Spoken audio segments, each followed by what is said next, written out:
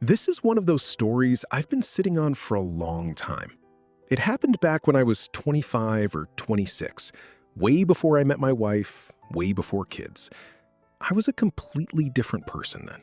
Not in a bad way, just I had a kind of free time and risk tolerance that I genuinely can't relate to anymore.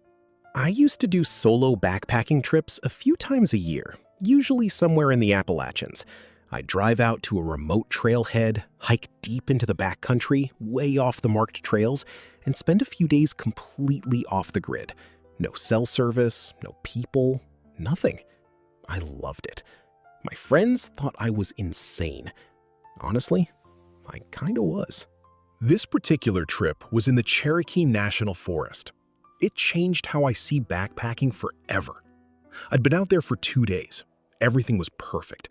Weather was great, trail was quiet, hadn't seen a soul since the first morning.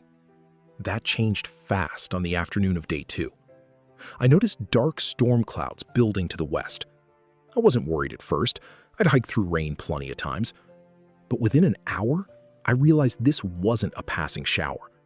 The wind picked up hard, and the temperature dropped so fast I had to stop and layer up. By the time the rain hit, I was already looking for shelter. Problem was, I was in a pretty exposed section of the trail. It went from windy to a full-on downpour in minutes. The wind was bending smaller trees sideways. I could hear branches cracking and falling in the canopy above me. Lightning was striking close, and I was at elevation with a metal-framed pack.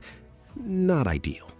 I kept pushing, completely soaked, scanning the woods for anything that could pass as shelter. And then, like a miracle, I saw it through the trees to my left. A structure. Small, dark, partially hidden, but unmistakably man-made. As I got closer, I realized it was a tiny, one-story cabin. It looked extremely old, maybe a hunting cabin or a homesteader's shelter from decades ago. There was a single window on the side I was approaching. I can't overstate how relieved I was. I practically sprinted over and shoved the door open. Inside, it was dim but dry. Not much there. A chair, a small table, a cot frame against the far wall. A stone fireplace on the right, clogged with old ash. The place smelled rank, but I didn't care. I just wanted out of my wet clothes. I picked a spot on the floor and lay down. I was in survival mode, not exploration mode. It wasn't until 15 minutes later, with the storm raging, that I actually looked around. I flicked on my flashlight and started snooping.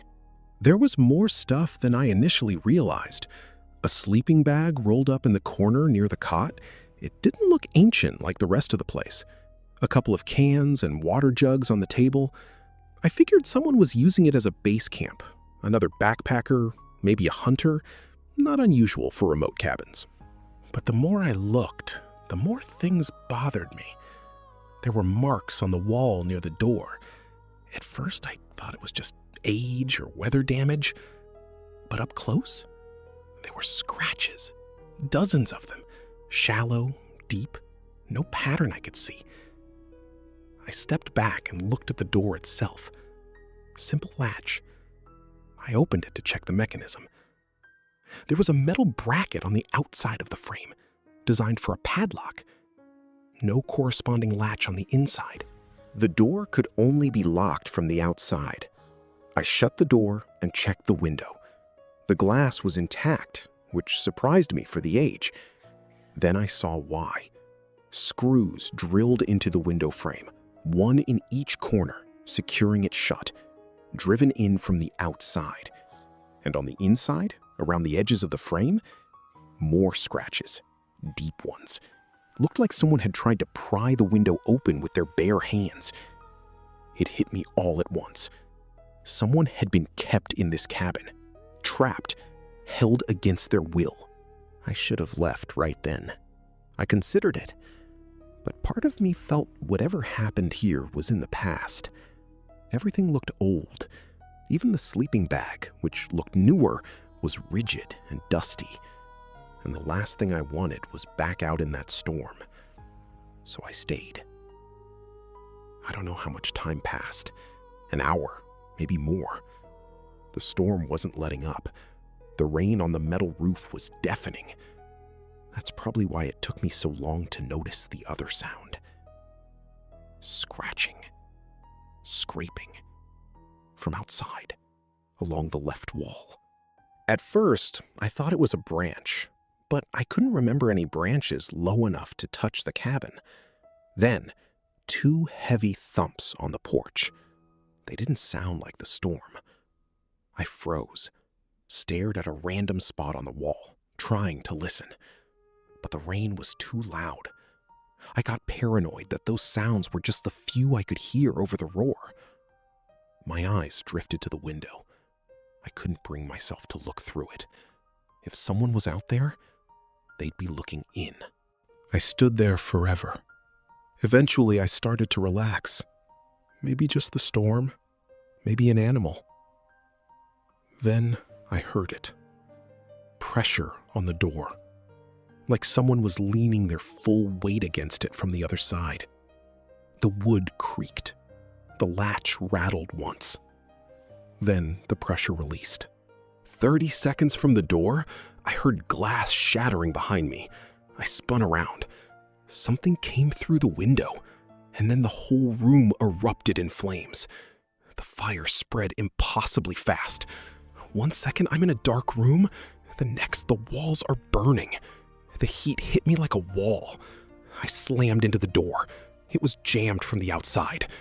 I hit it with everything I had. It collapsed off the hinges, taking me with it. My heart exploded, and then it clicked. Why would someone be out in this storm, circling the cabin, tapping walls, but not coming in? The door wasn't locked. Nothing was stopping them. Unless they didn't want to come in. Maybe they wanted me to stay in. Maybe the whole point was to keep me there. I don't know if that was the right conclusion, or if my mind was spiraling, but I decided I was leaving. Right then. I didn't care about the storm. I started throwing gear into my pack as fast as I could. I had a sickening feeling something bad was about to happen. I was right. 30 seconds from the door, I heard glass shattering behind me. I spun around. Something came through the window. And then the whole room erupted in flames. The fire spread impossibly fast. 1 second, I'm in a dark room. The next, the walls are burning. The heat hit me like a wall. I slammed into the door. It was jammed from the outside. I hit it with everything I had. It collapsed off the hinges, taking me with it. I scrambled up and just ran, blindly, wildly through the woods and rain. Just distance. I needed distance. Before I could get clear, something tackled me from behind. I hit the ground, a person on top of me, fighting for my life. Clawing, kicking, screaming. He wouldn't get off. Yelling, trying to choke me, gouging my eyes, pulling my hair. I got dizzy, but I managed to shove him off. I got up and kept running. He was screaming like a maniac behind me. I looked back twice, couldn't see the attacker, but I saw the cabin, fully engulfed, a fireball in the woods. That image is burned into my brain forever. Second look back, the glow was smaller, but still there. I kept running. For all I knew, I was being chased. I didn't stop until my legs gave out. Found a spot where 2 large trees had fallen against each other, a narrow gap underneath blocking the rain. I crawled under and collapsed. Couldn't feel my body. Fire, rain, the attack, all 3, just numb. I sat there crouched, just trying to breathe. Hours passed. Time lost meaning. Eventually, feeling came back. I told myself, move or die. He was probably looking for me. Couldn't be far. I got up and moved through the woods. Didn't know where the trail was. Didn't care. I honestly can't tell you how I survived that night, but I did. Stumbled onto a random trail, followed it. Soaked, bleeding, just trudging. Eventually, the rain subsided enough to get my bearings. Made it to a random trailhead. Storm had passed. First person I saw drove me to a hospital. Second-degree burns on my left forearm and back of my neck. Doc said I was lucky I hadn't inhaled more smoke. Nothing permanent, but it hurt like hell for a long time. By the time I healed, I told myself, never camp or hike alone again. Someone intentionally set that cabin on fire to kill me.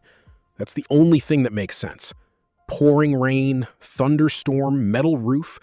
There's no way a wooden structure goes up that fast unless the wood was treated beforehand. I gave the police everything I could. I could tell they weren't really going to do anything. To be fair, I wasn't in a charted part of the woods. My wife thinks I stopped solo trips because I grew up, got responsible. She's not entirely wrong. But I never told her about this. And I know I'll never go backcountry trekking alone again.